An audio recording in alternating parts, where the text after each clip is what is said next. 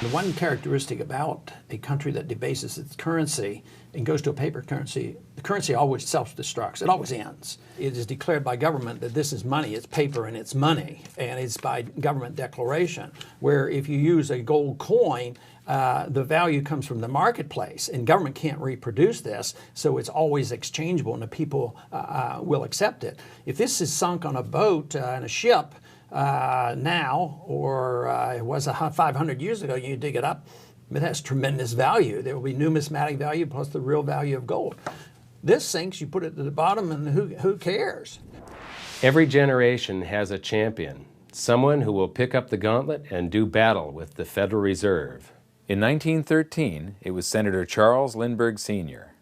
From 1915 to 1933, it was Congressman Louis T. McFadden. From 1929 to 1976, it was Congressman Wright Patman. From 1976 until today, it's been the Honorable Congressman Ron Paul, presidential candidate for 2008, and today's guest on our show. It's a pleasure to have you, let me tell you. Nice to be here. You recently wrote a piece about Milton Friedman on his death, about how our politicians don't understand any of the basics of economics. They don't have an understanding of monetary policy. Monetary policy has been my special interest. And there's a saying goes that money is important because it's one half of every single transaction. So it involves everything that we do, whether we're selling our labor or selling a product. So it's most important. And of course, if you understand free market economics, you realize that money and the way the money is manipulated causes the business cycle. But there's essentially no understanding of that. Not too long ago, I was talking to a member of the Financial Services Committee, the banking committee that I'm on, and the individual said, I heard you ask some questions about gold the other day to Alan Greenspan, but isn't it true that we're under a gold standard? You know, she was still under the belief that the dollar was backed by gold, and wow. She'd been on the banking committee for years, and that's really the level of education. But there's no real interest. They do not understand how important monetary policy is and basic economics. What do you think about the availability of credit these days? Well, it's too available, too easily available, and that's part of the problem, if not the major part of the problem, and it causes the business cycle. In a capitalistic society, one should work for subsistence, and what's left over becomes capital, and that's what they save. They either reinvest it or somebody else reinvests it, and they put it in a savings account. But because of our monetary system, we have created a disincentive to save. There's no incentive to save because the dollar is constantly depreciated, and we're taught to spend the money because consumers drive the economy. And you would say, well, if they don't save, how can you get so much money? How can you go out and buy a house today? And even though mortgage rates have crept up some, still 5% is astoundingly low. Well, it's all artificial. It's not real credit in the sense of it's coming from savings. It's coming from our monetary system, the Federal Reserve System. The Federal Reserve has been given the power and the authority by our Congress, in contrary to the Constitution, to create money out of thin air. That's essentially what they do. They've created a system where we as politicians are rewarded by spending money because that's how we get reelected. We spend the money and we pass out the goods, and people say, oh yeah, he's an effective congressman. And then they give you lower taxes. There's no taxes. We will just print the money. And the Federal Reserve doing this creates it in addition to the fractional reserve banking system. It is magnified. If the Fed creates $1 billion out of thin air and puts it in as a reserve, eventually that turns into $8 billion. And sometimes weeks, the Fed can create $5–10 billion in a week, and whatever they want, whatever is necessary to fix interest rates. They're price fixers are what they are. So the Federal Reserve makes credit available, but in a way it's fraudulent and it's theft because it does have value. You know, if you go to the bank and they give you $1 million, if we all take it, but it becomes valuable only by diluting the value of somebody else who's holding money. If there are those who are left saving money, they're being robbed robbed because their value of their dollar is going down. At the same time, you get cheap credit because you get the $1 million. And of course, the people who benefit the most in this system are those who get the money first. And those are usually the wealthy people. So the characteristic of a country that depreciates its currency is one that's destined to destroy their middle class. So if you're in the rich class and you're in the banking elite, or you're in the military-industrial complex, or you want to run a deficit because you're going to fund special interest groups, then you like this system.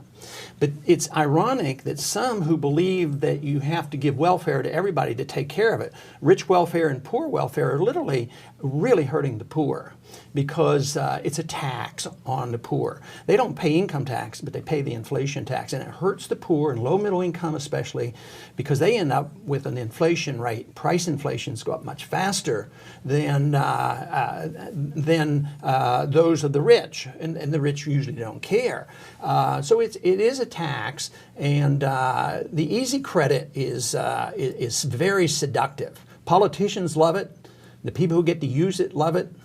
Few people understand it, and I think we're going to have a collapse before they come around to really thinking seriously, about monetary policy and why we have to revamp it. Recently, we have seen the dollar go down sharply. I think it's going to continue, and hopefully it'll wake the people up and find out you have to have honest money and follow the Constitution, because it says only gold and silver can be legal tender. Yes, and it specifically outlaws bills of credit, right? That's absolutely. And what is a Federal Reserve note?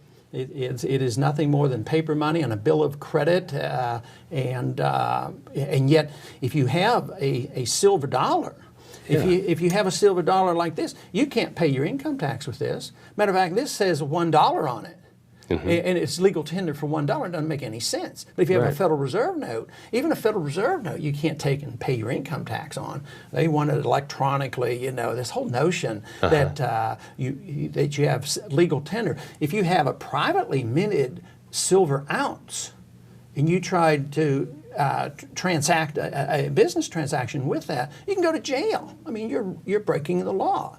And yet the Constitution said gold and silver are legal tender, and it's the only thing that could be legal tender.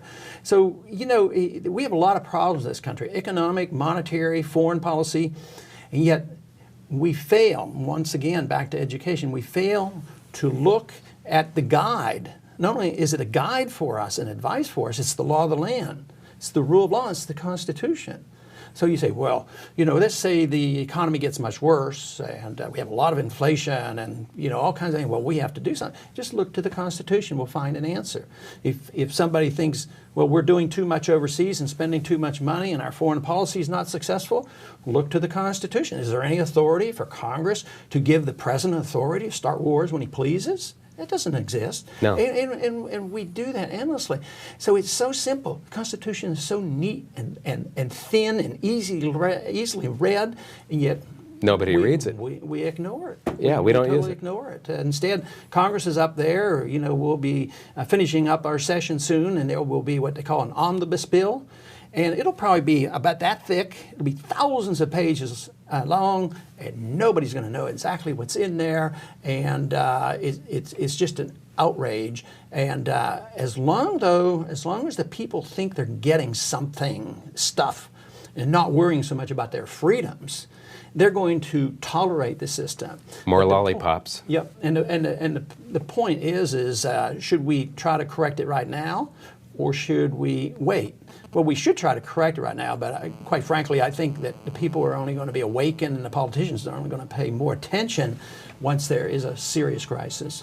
What do you think the founders of this country would say? I mean, if Thomas Jefferson or Andrew Jackson came back today and took a look at what has happened to their country, to this system that they laid out in the Constitution, what would their view of what our society is, what would it be? Do you think they would describe us as socialists, as communists? Yeah, but they might want to arrest us and put us in prison, especially Congress.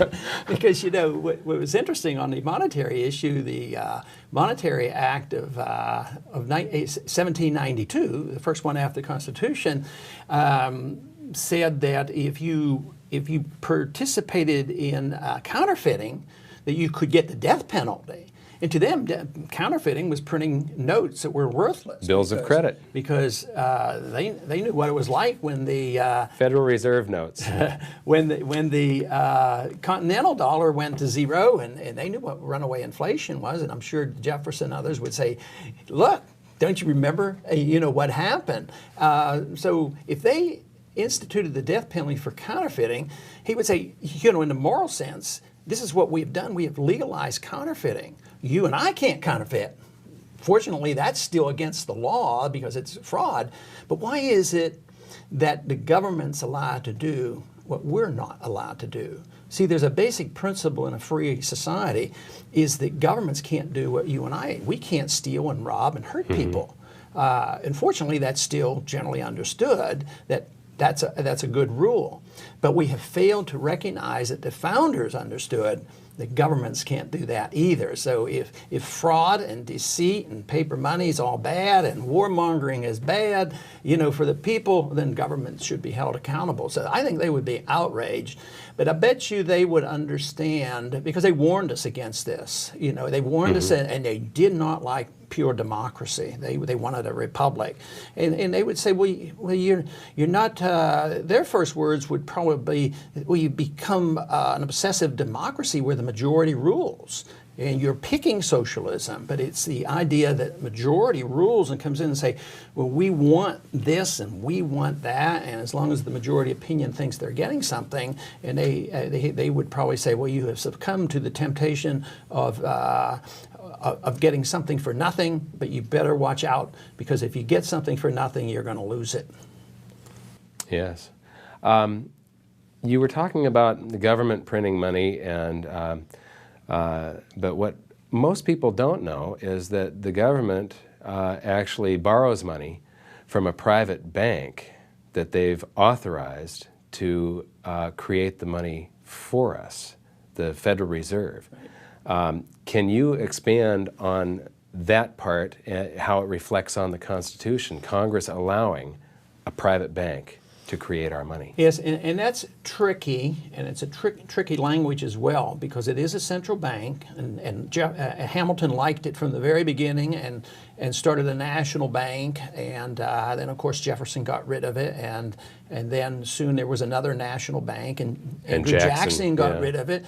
But the Constitution does not authorize central banking, but the current central bank we have is the Federal Reserve System, and a lot of people refer this as a private bank. And in some ways, that isn't fully descriptive of what it is. It's private it's private in the sense that private individuals benefit. The banking elite benefit, and they're the insiders, and they rule. And it's very secretive. I can, as a member of Congress, I can find out more information about what the CIA is doing than what the FOMC is doing, the central bank, what they're doing on monetary policy. That's very, very secretive of what they're doing. But the Congress created it. So it's not like General Motors being a private company. In some ways, it's almost worse than just saying private. The benefits are privatized, and yet it's ultra secretive and all powerful. A person that runs the Federal Reserve, especially when you have somebody like Alan Greenspan, he is probably the most powerful man in the world. As long as the dollar is the reserve currency of the world, Federal Reserve Board chairman can make or break a president. They have more control over the economy. Ultimately, though, and this is where I find a sense of optimism, ultimately, though, the marketplace rules. And that's why I'm optimistic that this will all be sorted out. Take, for instance, in the 60s, we all knew that $35 an ounce wouldn't hold for gold because we knew they printed too much money.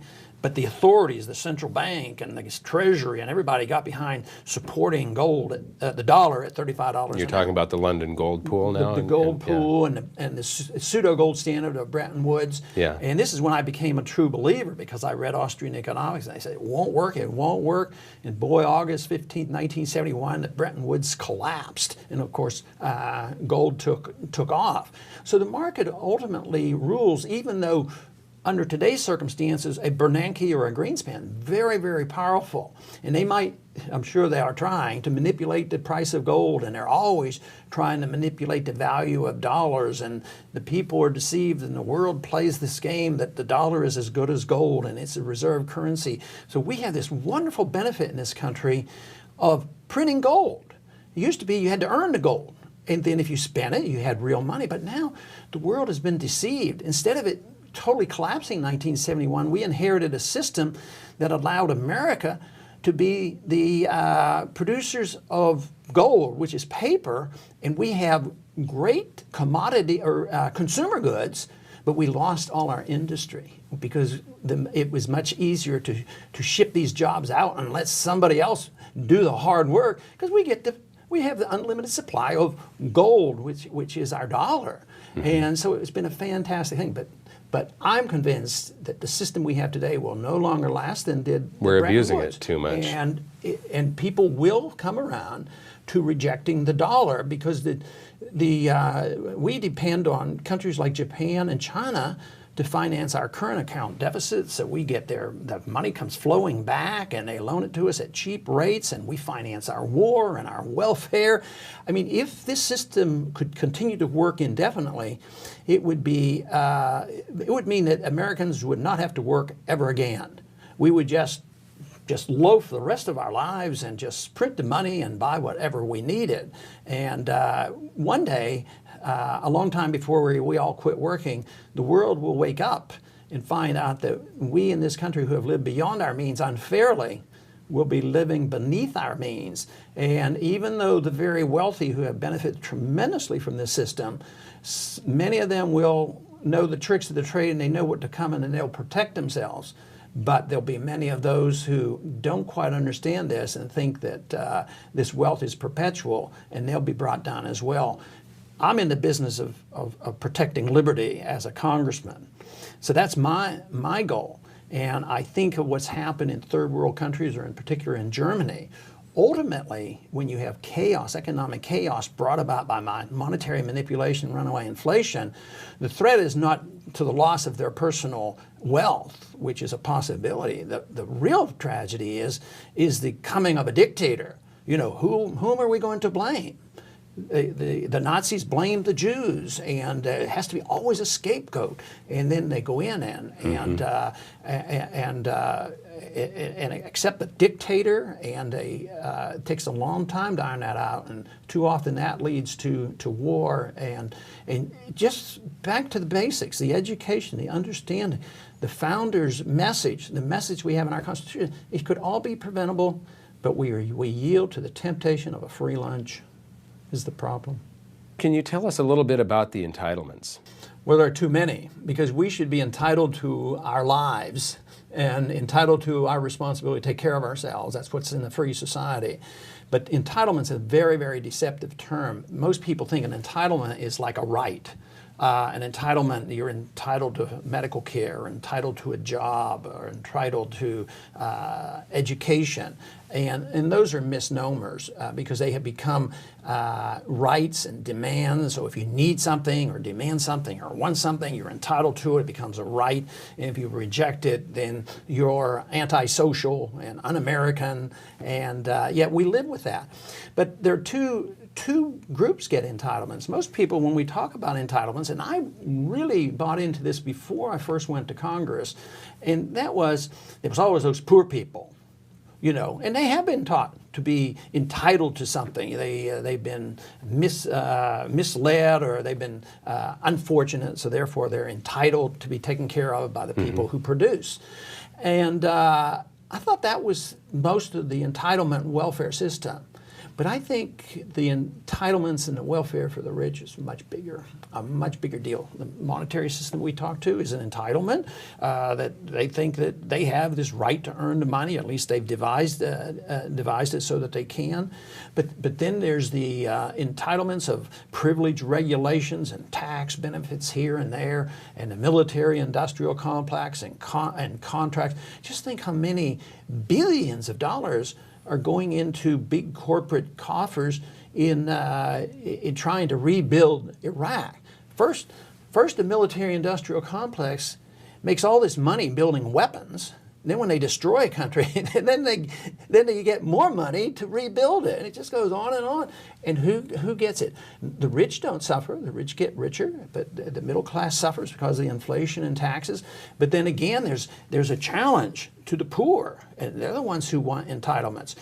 Liberals in Congress will come up and they'll always harp on the stagnant wages of the poor and middle class, and I agree with them. And a lot of conservative Republicans won't. They say, oh no, they're doing fine, they don't pay any income tax. But I agree with the liberal who said the income for average people is being fixed the last 6 or 7 years, no increase whatsoever. And yet the liberal says, well, they're entitled to a better living. We're going to raise the minimum wage. We're going to give them more money for their entitlement, more education, more schools, more medical care, more housing, and we're going to tax the rich. But that makes the problem worse. Mm-hmm. What they have to do is understand, back to the monetary policy, the liberal has to become more populist understanding about how monetary policy is so anti-middle class and anti-poor, and that just taxing productive citizens, there's a lot of productive citizens in this country who do it on their own, and they're not part of the very rich who benefit from government, and to tax them is detrimental. It doesn't solve the problem, and it takes away jobs. You know, if you tax productive individuals, you hurt job production, and yet that's where we are today. I think it's starting to people are starting to recognize that our economy is in bad shape and people are getting poorer. In this last election, I think people expressed themselves not only about the war, but I think there was a lot of deep expression about worry about the economy in spite of the low rate of unemployment. I think it's the underemployment, you know, poor jobs, that we don't have the jobs that we have sent overseas because of the way the monetary system works, and they're getting pretty nervous about this. So it's a really great opportunity to get involved in this education. That's why I'm delighted to hear about what you're doing with programs like this and other activities, not only because it's important to understand economics, but it's also in their best interest that entitlements do not satisfy the best interest of the people. That eventually destroys a country. So it's the understanding of economic policy which is in the best interest of all of us. Most people in the United States don't realize that you can go to the U.S. Treasury's website and you can download the financial statement of the United States and you can read it yourself. I do this. I don't know anybody else that does. But in it, you see the entitlements projected out for 20 years. You also do not see the money that they're spending. Where's the money coming from that they're spending in Iraq and Afghanistan, the unfunded, not the unfunded liabilities, but the off-budget items. They're not in there at all, yet somehow the money appears for them to spend on Iraq, Afghanistan, and the war on terror. But the entitlements and the coming generation of retirees, what's going to happen when the baby boom generation retires and you see expenses and income on graph after graph in the financial statement of the United States? They're basically telling us what is going to happen in the future, and it's not a pretty picture. No, and we don't know exactly what year that's going to happen. The economy is shaky right now. The stock market is shaky. Let's say we are moving into a pretty steep downturn. Then all the projections are, inaccurate because we don't know how many people will be working next year or the year after, so we don't know the income. And we can estimate to a degree the expenses, but even that is difficult because, private pension funds are insured by the government and they're going to inherit a lot, and we are transferring some of the medical responsibility from private corporations who no longer can happen, like the prescription drug program was a transfer from private responsibility to government responsibility. And this is so huge that nobody can quite comprehend it. It's into the many, many trillions of dollars. All we know for certain is it's not workable, and it will fall apart. But I always tell the elderly, you're always going to get a check. we're always going to send you a check for your Social Security, and it's going to go up. But we will always fudge on what the real rate of inflation is, so it will never go up quite for you. So your real income is going to stay flat or go down. But you're always going to get a check, and they'll try to keep up. But the question is what's it going to buy? You know, even if it comes gradually, and electricity doubles, and your check doesn't double, you're going to suffer. And I think that is what's going to happen. I think this country is going to get much, much poorer, and the entitlements will finally have to end, because just printing the money and running up the deficit or expecting foreigners to continue to loan us the money, it's not going to last. It's just a dream, and it's very, very serious. And even though there's a few people in Washington talks about it, they're not really serious about it. It's put it off. There's a deep concern in Washington for the next election already. We've just had an election already. What is the deep concern? About 2 years from now, how do we get power back for the Republicans? How are we going to maintain power? Who's going to be president? It's a game that they're playing. They're not thinking about the cause of liberty and the future and understanding monetary policy and why this thing won't work. That's the lowest on their priorities, and it's all to pander, to get votes, and they're dealing in a very corrupt system. There's less corruption than you might believe in the conventional sense of members of Congress taking money under the table. They're dealing in a corrupt system where they're transferring wealth back and forth, and that's their job. And the better they transfer this wealth from somebody else who's paying the taxes to their district, I mean, that's the sign of an effective congressman. So they work very hard at that. It's the system that is corrupt, and it invites a lot of abuse, and that's why this entitlement system has just gotten totally out of control. But in a way, though, when the crisis hit, there'll be some good things that come about it. People will recognize that hard work is an honorable thing to do, and we have to work to maintain a standard of living. And it means also that we're going to pull in our horns. We won't pretend that we can tell other people how to live and that we're going to take democracy. Well, the founders didn't even like democracy, and we're expending lives and hundreds of billions of dollars to go over there and tell the Iraqi people how they're going to live. I mean, that's going to end. It's going to end, not because of great wisdom gravitating to Washington. It's going to end because we're going to run out of our wealth, and the entitlement system will be declared bankrupt.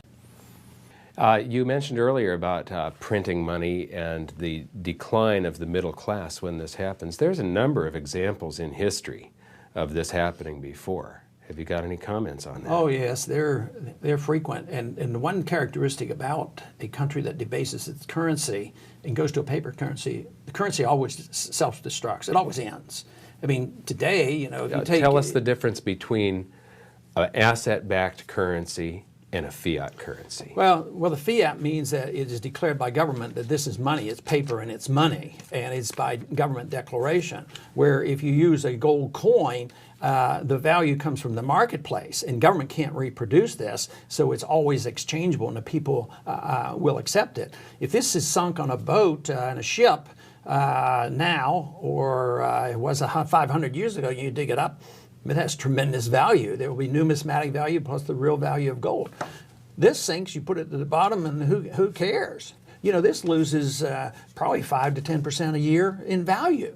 So it's very, very destructive. And that's why it's so important to have real money. And the other important reason, other than the economic reason, is it restrains government. If we had hard money, and we had to pay our bills, we would have to tax everybody for the entitlement system and the war. Taxes would double, maybe. I mean, there would be a huge increase in taxes. The other thing I would like to do is make everybody pay on a monthly basis. Mainly not to annoy them. To remind them, yes. To say, this is what you're paying for government. And the government's not allowed to spend any money other than what they take, and they have to get out of this business of financing big government. Because when you do this, when you have this right to print money, you produce big government, and the government does the wrong things, always at the expense of individual liberty. We have examples, so many examples.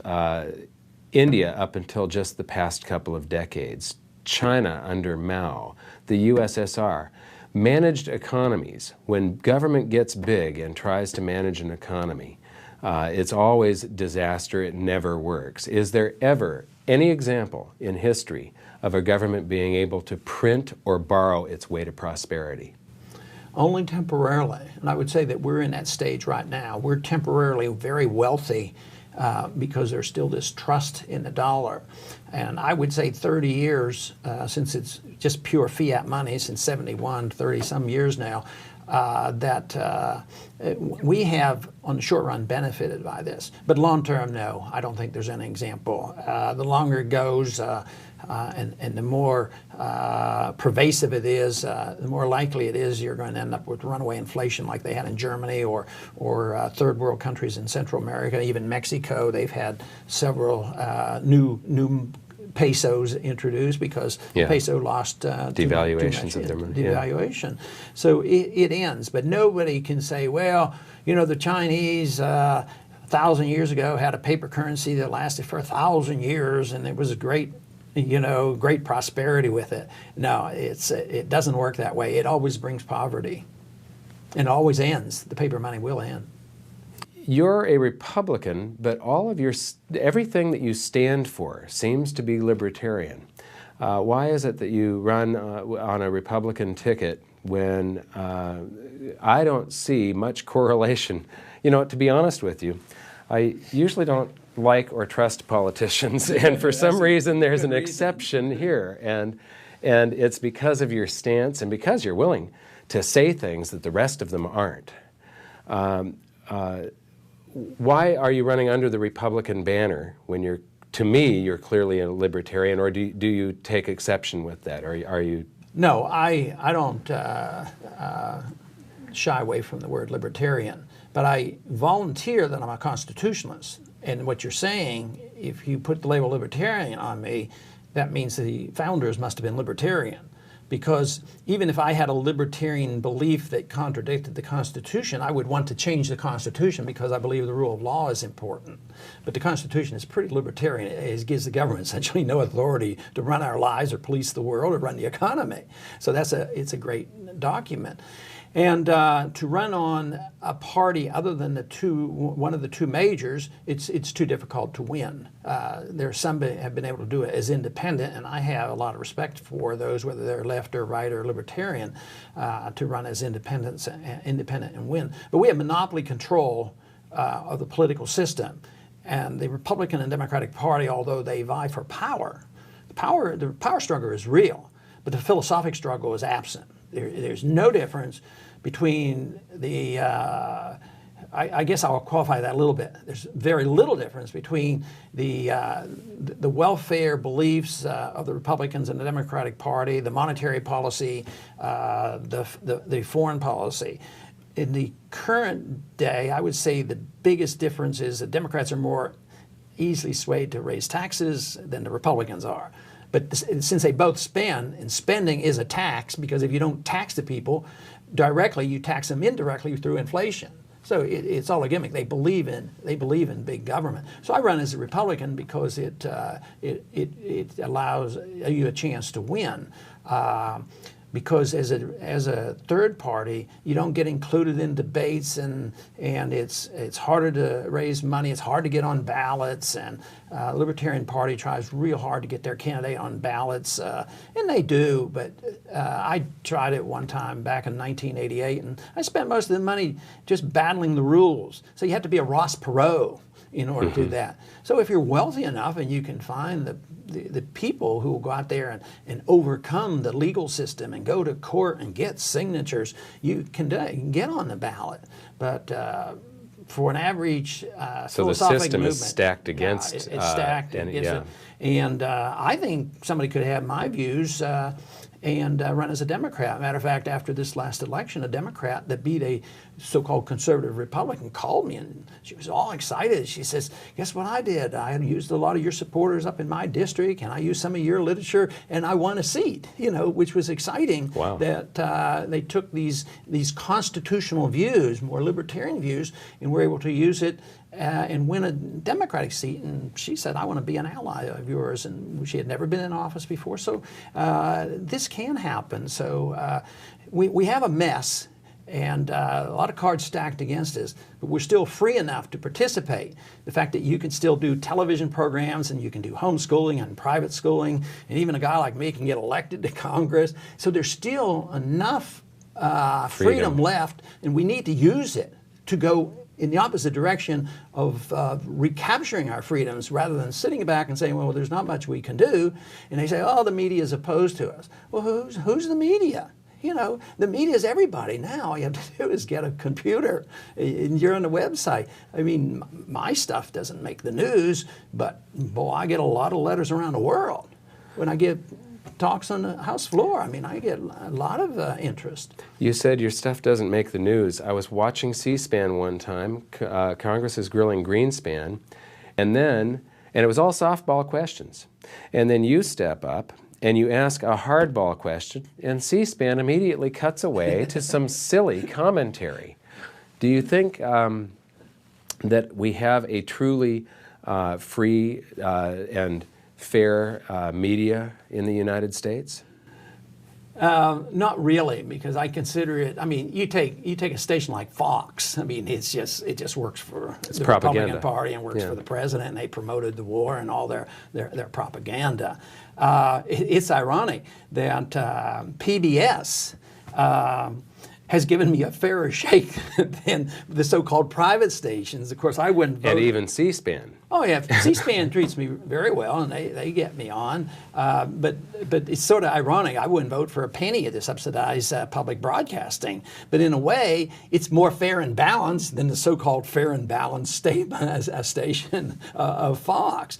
But Fox has a right to do that, and somebody else has a right to be more liberal. So I don't want to, take that away. But the people don't quite recognize that. They're more likely to say PBS is unfair and it's always leftist, and finally we have Fox to balance this, and they love Fox News. Yeah. Okay, I want to thank you for being here. This was just an incredible interview. Is there anything that you would like to say at the end here? Well, I don't have anything real special, but I think most people have to realize that the real cause is to fight for the cause of liberty, because I think when we have a free society, individuals then can do what they want, take care of themselves, and work for their own virtue and excellence, and take that out of the role of government. It's when you give that responsibility to government to make this economy fair and make you a better person and tell you how you should be virtuous and all these things. The government can only do that, or pretend to do it, at the expense of liberty. And then when they make this attempt to make this perfect world, it doesn't work.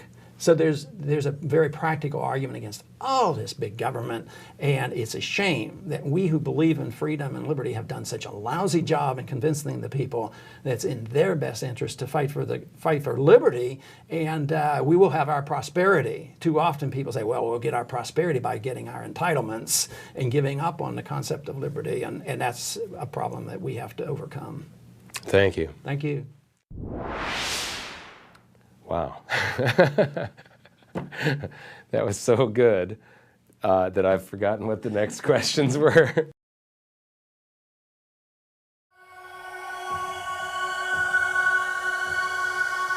If you know how the world financial system works, you know the game that you're playing. And if you don't know the game and the rules that we're playing by, you're going to get slaughtered. You are going to get slaughtered. Ever since the Federal Reserve was born, we have been living under a lie. In order for us to maintain the levels we've got and to maintain the prosperity, Obama has to be twice as far in debt when he leaves office than when he came in, or the whole thing is starting to collapse. The Federal Reserve, they're buying bonds directly from the Treasury. This is quantitative easing, they're calling it. And that means there's an emergency going on. I could see that there wasn't anything in history as far as finances go that was as much of a sure thing as gold and silver accounting for the expansion of the fiat currency supply. There's absolutely no chance in hell that this won't happen. Right now it takes about $15,000 to $20,000 an ounce gold. I believe that there's going to be deflation first, and then all of the world's central banks will start printing like crazy to get us out of that deflation, and Ben Bernanke will be leading the charge. And you can't have a debt that is 10 times the size of your economy. It's not possible. Everything comes to a screeching halt first.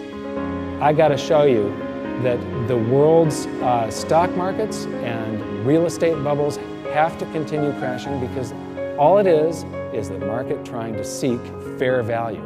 It's trying to seek equilibrium. This is what the markets do. It is their job. Basically, you know, our entire currency system is imaginary. It doesn't really exist. It's just that we're all dreaming the same dream.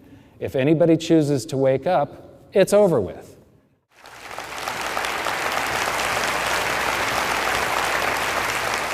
Thank you very much.